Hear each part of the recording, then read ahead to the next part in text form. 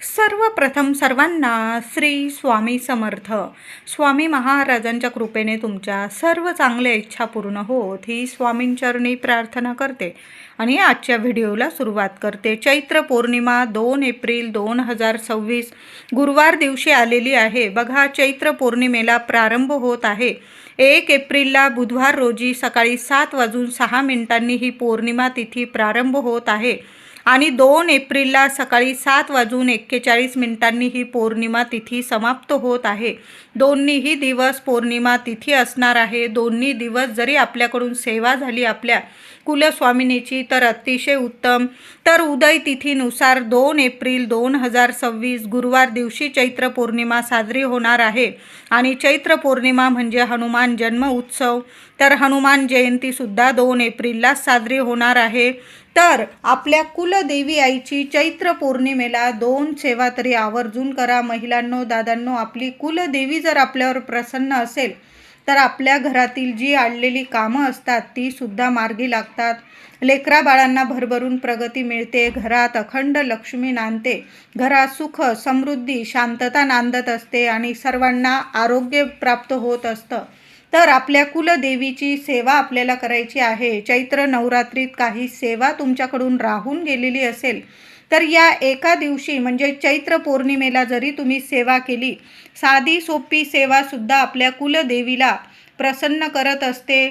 बघा, बऱ्याच मंदिरांमध्ये देवी आईची यात्रा उत्सव सुरू झालेला आहे आणि चैत्र पौर्णिमेला तर लांबून लांबून लोक येतात आणि देवी आईचं दर्शन घेतात. तुम्हाला जर जमलं तर चैत्र पौर्णिमेला तुमच्या कुलस्वामिनीच्या दर्शनाला जरूर जा. जवळ असेल तुमच्या घराजवळ देवी आईचं कुलस्थान तर आवर्जून दर्शन घ्या. तिचा मानपण करा, तिची ओटी भरा, साडी चोळीची ओटी भरा, खणा नारळाची ओटी भरा, तिला पूर्णावरणाचा नैवेद्य दाखवा. या सर्व सेवा देवी आईला खूप प्रसन्न करतात. आपली लेकरं येतात, आपलं दर्शन घेतात, मानपान करतात आणि आनंदाने घरी परततात ना. आईचा आशीर्वादसुद्धा कायम आपल्यावर राहत असतो. म्हणून कुलदेवी आईची सेवा आवर्जून करावी.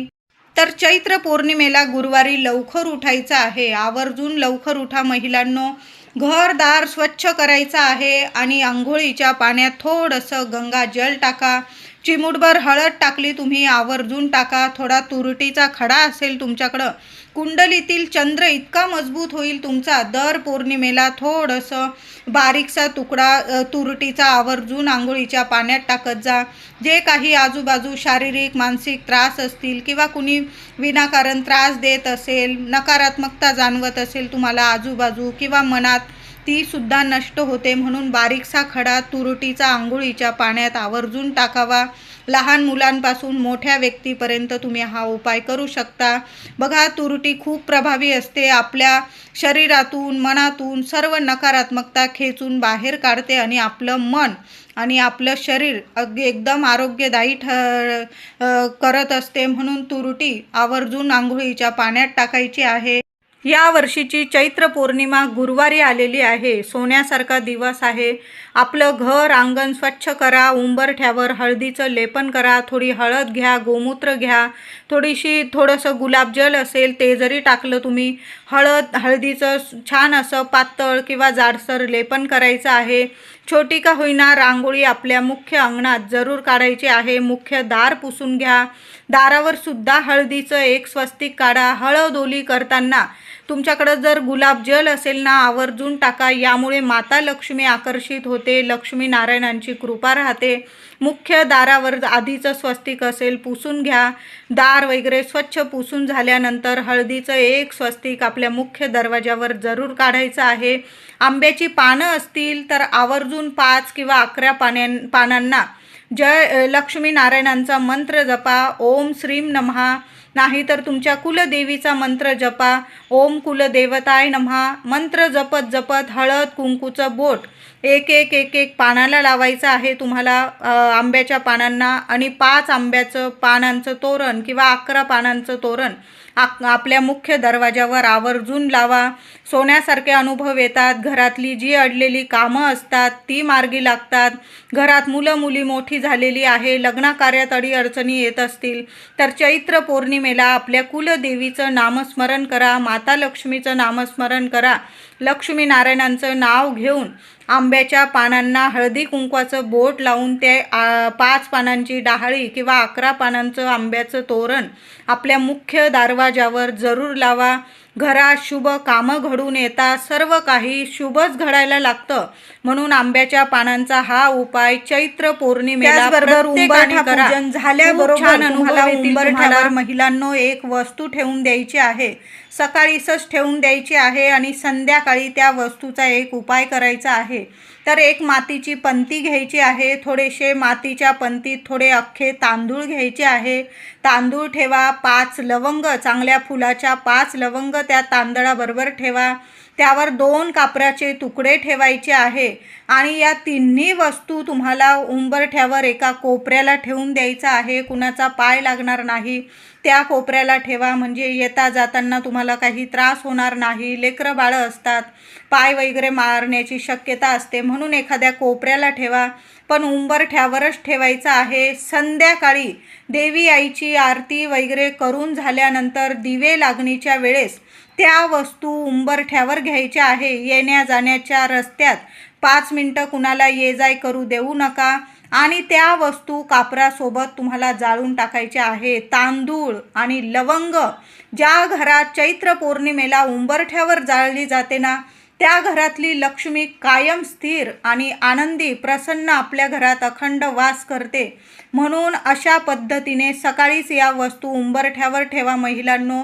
आणि संध्याकाळी ऐन संध्याकाळी दिवे लागणीला माता लक्ष्मीला प्रार्थना करा. उंबरठ्याला हात लावा. तुमच्या मनातली इच्छा बोला. माझ्या घरातलं दुःख दारिद्र्य दूर कर माता लक्ष्मी, माझ्या घरात अखंड वास कर. मी उदाहरण सांगत आहे. तुम्हाला जी अडचण आहे, समस्या आहे, इच्छा आहे, माता लक्ष्मीला तुमच्या कुलस्वामिनीला बोलायची आहे. उंबरठ्याला दोन्ही हात लावा आणि त्या वस्तू प्रार्थना केल्यानंतर उंबरठ्यावर येण्या जाण्याच्या रस्त्यात जाळून टाकायच्या आहे. जास्त कापूर जाळावा लागला चालेल, पण छान असा कापूर धूप करा. थोडा गुगल असेल, लोबान असेल, त्या वस्तूसुद्धा जाळू शकता. किंवा तुमच्याकडं कडुलिंबाची थोडीशी पानं असतील वाळवलेली वगैरे, किंवा 2-4 पानं कडुलिंबाची त्या धुपात टाकून दिली तुम्ही, चालेल. बघा, तुमच्या घरातली जी नकारात्मकता आहे, शत्रुपीडा असेल, वास्तुदोष असतील, पितृदोष असतील, नावाला सुद्धा उरणार नाही. आणि कुणाची नजर पौर्णिमेला आंघोळीनंतर आपल्या देवघरात येऊ शकणार नाही. सर्व देवी देवतांना छान असं दुधाने पंचामृताने अभिषेक करायचा आहे. कुलदेवीचा टाक असतोच आणि असायलाच हवा. तर कुलदेवीची मूर्ती असेल, टाक असेल, फोटो असेल, फोटो स्वच्छ पुसून घ्या. टाक असेल, मूर्ती असेल, आधी स्वच्छ पाण्याने, नंतर दुधाने किंवा पंचामृताने, पुन्हा स्वच्छ पाण्याने असा अभिषेक करायचा आहे.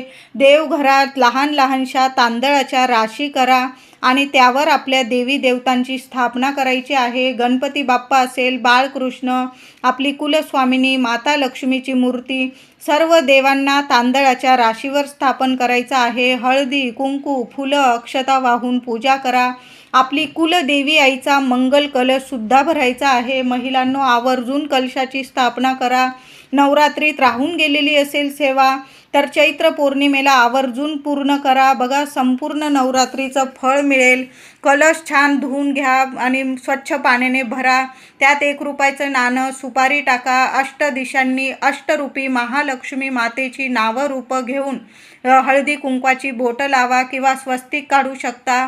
छान असा पाणीदार नारळ कलशावर ठेवायचा आहे.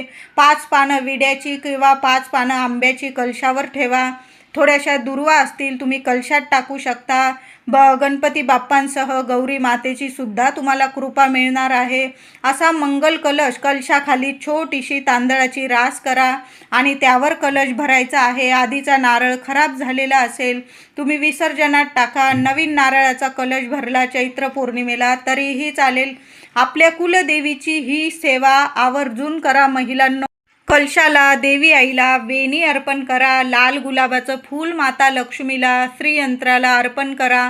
त्याचबरोबर माता अन्नपूर्णेची मूर्ती असेल, छान असा दुधाने पंचामृताने अभिषेक करून घ्या. माता अन्नपूर्णेला 11 वेळा 21 वेळा कुंकू मार्जन करून घ्यायचं आहे. नंतर छोटीशा वाटीत तांदूळ भरून घ्यायचे आहे आणि देवी आईला त्यावर तांदळावर स्थापन करा.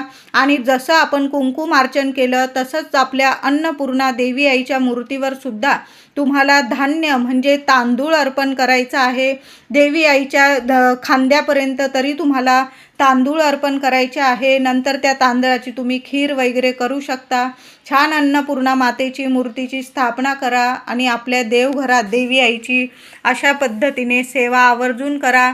आपल्या कुलदेवीला सुद्धा कुंकुमार्चन करायचं आहे. टाक असेल, फोटो असेल, 21 वेळा किंवा जास्तीत जास्त वेळा तुम्ही ओम कुलदेवताय नमः, ओम कुलदेवताय नमः मंत्रांचा जप करा. माता लक्ष्मीची मूर्ती असेल, श्रीयंत्र असेल, ओम श्रीम नमः, ओम श्रीम नमः या मंत्राचा जप करा आणि कुंकुमार्चन करायचं आहे. चैत्र पौर्णिमेला कुंकुमार्चन केलेलं कुंकू दुसऱ्या दिवशी शुक्रवारी नीट एखाद्या डबीत सांभाळून ठेवा. वर्षभर आंघोळ झाल्यानंतर ते कुंकू नीट कपाळी लावा. महिलांनो, मुलांना लावू शकता. पतिदेव कामाला जात असतील तुमचे, त्यांना जरी लावलं, प्रत्येक कामात तुम्हाला यश मिळायला लागेल. खूप छान अनुभवी सेवा आहे ही. या दिवशी देवी आईला विड्याच्या पानांची माळ तुम्ही अर्पण करू शकता. 11 पानांची, 5 पानांची, 21 किंवा 11 लवंगांची माळ तुम्ही अर्पण करू शकता. पण आवर्जून देवी आईला विड्याची पानं, लवंगांची माळ किंवा नुसत्या लवंगा जरी अर्पण केल्या एखाद्या वाटीत तरीही चालेल. किंवा देवी आई समोर एखादा लाल छोटासा कपडा ठेवा, त्यावर देवी आईला 11 किंवा 21 लवंग अर्पण करा. त्याला हळदी कुंकू फूल वाहून पूजा करा आणि महालक्ष्मी अष्टकाचा पाठ तुम्हाला किमान 16 वेळा, आता लेकरं बाळं आहे, किमान 8 वेळा तरी महालक्ष्मी अष्टकाचा पाठ चैत्र पौर्णिमेला सकाळी किंवा संध्याकाळी करायचा आहे.